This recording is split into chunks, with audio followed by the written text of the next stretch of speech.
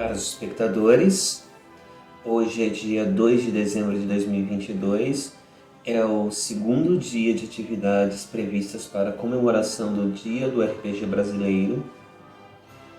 Para quem não sabe, esse mês foi escolhido em virtude do lançamento do primeiro RPG brasileiro, Dagmar.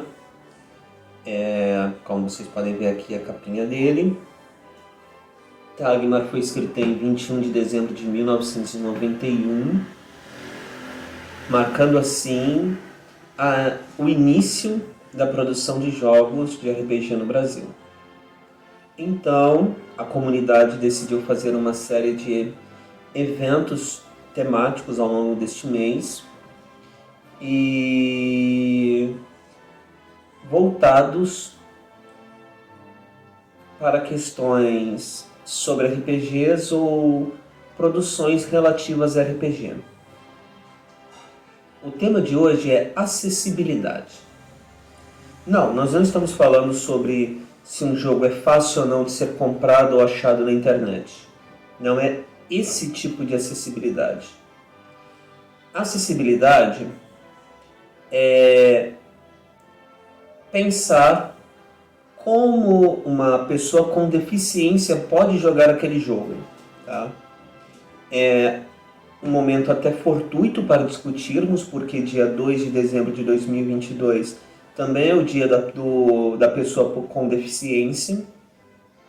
E por isso, ao invés de falar sobre jogos em específico, eu gostaria de trazer uns comentários que possam auxiliar o RPGista brasileiro e ao desenvolvedor de jogos brasileiro a pensar nos temas.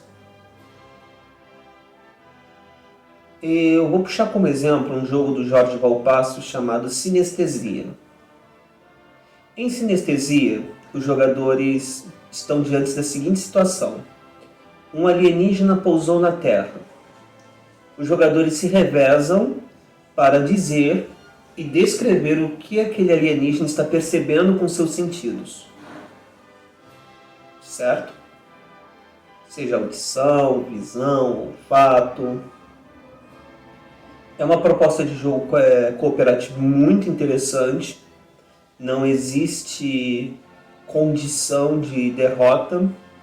Se por alguma razão algum jogador não conseguir elaborar uma descrição que não seja repetitiva e não contradiga nada do que já foi dito, simplesmente se decide que o alienígena já viu tudo que tinha que ver e vai embora.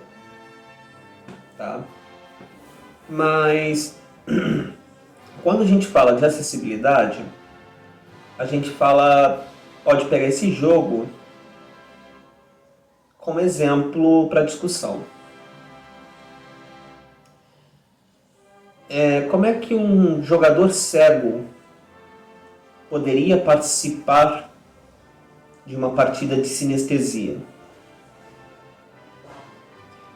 Obviamente, se ele for cego de nascença, ou possuir baixa visão de nascença, ele não vai ter as mesmas experiências sensórias de uma pessoa sem deficiência. Então, ele vai acabar descrevendo as cenas que o alienígena vê de acordo com sua própria vivência, sua própria subjetividade. O que é interessante. Fugindo do discurso capacitista, o que é extremamente importante, a acessibilidade ela não deve ser encarada como um fardo, mas como uma necessidade para promover a inclusão dos portadores, das pessoas com deficiência nos jogos de RPG. Fate tem um suplemento fantástico, que é o Fate Accessibility Toolkit. Infelizmente não tem em português, mas é uma discussão sobre como usar o sistema de modo a evitar e até mesmo coibir o capacitismo. Para os que não conhecem, Fate tem uma mecânica central, que são os aspectos, e um dos aspectos representa a dificuldade do personagem. Um jogador capacitista tende a colocar uma deficiência qualquer na sua dificuldade. Mas se aquela deficiência não for exatamente uma dificuldade, é a discussão que o Fate Accessibility Toolkit traz. Uma pessoa que é cadeirante de nascença, por exemplo, ela organizou a vida dela, a percepção dela, a identidade dela ao redor disso. Ela é menos capaz do que uma pessoa que não é cadeirante. Então, quando a gente fala em acessibilidade RPG, a gente tem que pensar em evitar e coibir o capacitismo, que é justamente ver o portador, a pessoa com deficiência, como portador de necessidade especial. Vocês notam até que eu estou fazendo muita troca de pessoa e portador no início da fala, porque na época que eu fiz a licenciatura em filosofia, o termo era esse, portador de necessidade especial. E esse termo traz uma carga muito ruim. Porque uma pessoa com deficiência é apenas isso, uma pessoa com deficiência.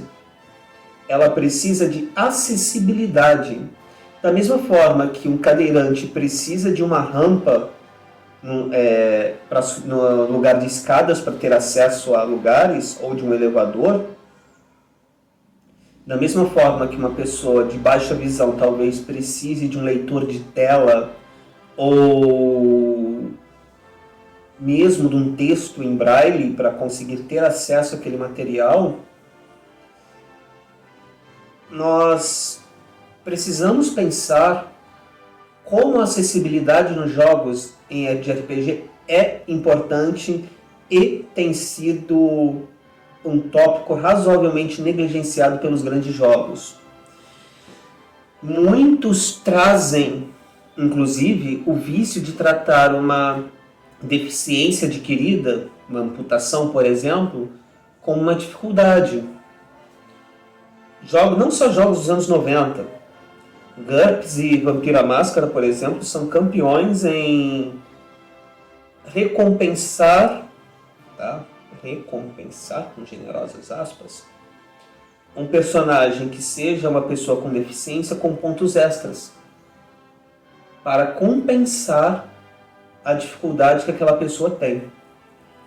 Então você via um mar de personagem que era cego, aleijado, cacete A4, só para ter mais ponto para combar na ficha. Aí eu quero fazer uma reflexão. Para aqueles que conhecem quadrinhos, o professor Xavier é cadeirante. É uma pessoa com deficiência. Mas o fato dele ser cadeirante é um fator limitante para ele? Estamos falando do maior telepata do cenário, a pessoa que os principais inimigos dele usam capacetes de metal, como o Magneto, o Fanático, para evitar serem controlados mentalmente pelo Xavier.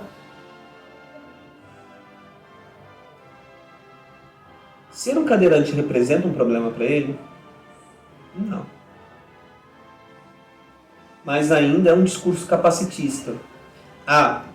Ele é cadeirante, então vamos dar a ele um poder que não interfira.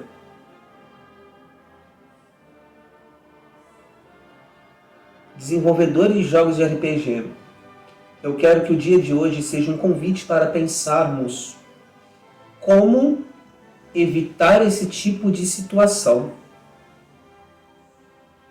Deixar de ver a pessoa com deficiência como uma pessoa que precisa ser recompensada por um defeito e passar a encarar que a deficiência é parte do que ela é. Tanto que a pessoa com deficiência não é um portador de necessidades especiais, não é uma pessoa portadora de deficiência. Não, é uma pessoa com deficiência. A palavra que vem primeiro é pessoa. Temos que lembrar que existe uma pessoa ali. Para pessoas de baixa visão, audiobooks. Pode ser uma tragédia para jogos com muitas tabelas. Alô, SR, estou falando de você. Uma pessoa com baixa visão, mas que ainda consegue ver, por exemplo, o caso dos variados graus de acromatopsia. Um trabalho extremamente colorido não vai ser apreciado por aquela pessoa. E se as suas regras dependem de cores, fudeu. Uma pessoa surda. Se você desenvolve um jogo baseado em músicas, essa pessoa pode não apreciar o jogo, porque ela não tem a experiência musical. Ela não tem a vivência da experiência musical. Então, ao desenvolverem seus jogos, pensem como uma pessoa com deficiência poderá usufruir deles. É claro, é um desafio e tanto, entendeu? Promover esse tipo de inclusividade na hora de escrever um jogo. Não estou dizendo que é um desafio trivial, muito pelo contrário. Nós somos tão acostumados a nossas vivências de pessoas sem deficiência que falta, não é empatia, mas falta parâmetros para essa empatia às vezes. Então pensem, tá? Reflitam sobre o tema e pensem como vocês podem desenvolver jogos mais acessíveis. Fugindo do capacitismo, fugindo da visão de que a pessoa com deficiência ela merece uma recompensa, porque se ela é deficiente em algo, ela vai ser melhor em outra coisa. É a mesma coisa que falar que se uma mão não é um tomate, então a gente tem que comprar mais mamões, porque tem muito tomate no mundo. E principalmente, dignidade. É um dos direitos humanos. Toda pessoa tem o direito de ser tratada com dignidade. Isso inclui jogos de RPG. Se você escreve um jogo em que a pessoa com deficiência é apresentada como chacota, como incapaz, como inferior, você não está tratando ela com dignidade. Muito pelo contrário. Você está roubando dela a dignidade. Não é isso que o RPG propõe. O RPG é um hobby social. Tudo bem. 1974, Gary Gygax criou o D&D. Gary Gygax era uma bosta de pessoa que achava que mulheres tinham, por formação biológica, um cérebro incapaz de aproveitar o jogo. Por isso ele não pensava em mulheres e acabava recorrendo aos estereótipos de que a mulher é a princesa a ser resgatada, ou então tá ali só pra ser a puta da taverna, e o caralho a quatro, que a gente conhece muito bem. OSR, de novo pra vocês.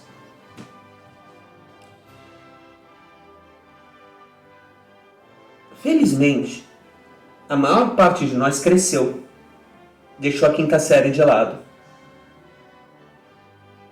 E deixamos esse tipo de pensamento para trás. Mas ainda há muito capacitismo. A realidade da pessoa com deficiência ainda carece de abordagens válidas. Por isso, apesar de não ser um jogo nacional, eu realmente recomendo a leitura do Fate Accessibility Toolkit para que vocês vejam como lidar com a questão da acessibilidade de maneira respeitosa. O Fate Accessibility Toolkit foi escrito somente por pessoas com deficiência. E cada uma fala da sua deficiência em particular. Como usá-la em jogo para promover a acessibilidade. Então, senhores, pensem, reflitam e aprendam a retratar pessoas com deficiência com dignidade. Tá? É isso. Tenham um bom dia, boa tarde, boa noite. Não sei que horas vocês vão estar assistindo este vídeo, mas muito axé para todos vocês.